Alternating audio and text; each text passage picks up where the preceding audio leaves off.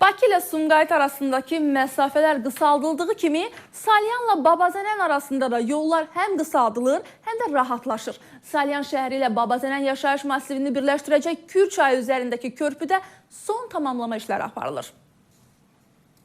Salyanla Babazənən yaşayış masivini birləşdirəcək Kür çayı üzərində körpü olmadığından uzun illər idi əhali əziyyət çəkirdi. Sakinlər rayonun mərkəzinə gedib gəlmək, eləcə də mənzil başına çatmaq üçün 12 kilometr avtomobil yolunu qət etməli ya da qayıqlardan istifadə etməli idilər. Mərkəzlə yaşayış masivinin Kürlə məsafəsi yaxın olduğundan sakinlər daha çox qayıqlardan istifadə etməli olurdular. Küləkli hava insanların həyatı üçün daim təhlükə yaradıb. Nəhayət dövlət başçısının tapşırığından sonra əhali narahat edən bu problem öz həllini tapıb. Artıq xeyli vaxtı Kür çayı üzərində körpünün tikintisi aparılır. Vətəndaşların rahat və təhlükəsiz şəkildə hərəkətini təmin etmək məqsədi ilə Azəryol Servis Səhmdar Cəmiyyəti tərəfindən kompleks tədbirlər həyata keçirilir. Məhz bu çərçivədə Kür çayı üzərinə daha bir körpünün tikintisi yüksək keyfiyyətlə aparılaraq yekunlaşmaq üzrədir. Qeyd edim ki, körpü Salyan rayonu ərazisində mərkəzlə 6000 nəfər əhalinin yaşadığı Babazənən yaşayış məntəqəsini birləşdirəcək. Qeyd edək ki, yeni tikilən körpünün ümumi uzunluğu 200 metr,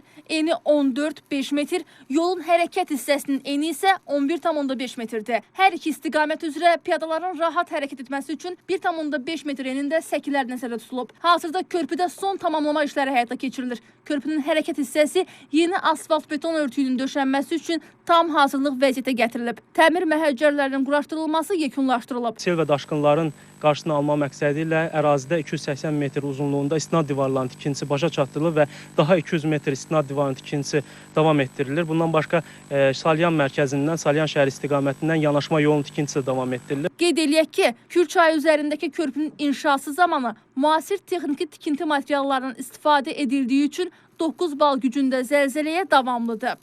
Fərqanə Səfər, Təyyar Nəsirli, Vüqar Qaliboğlu, Space, Salyan.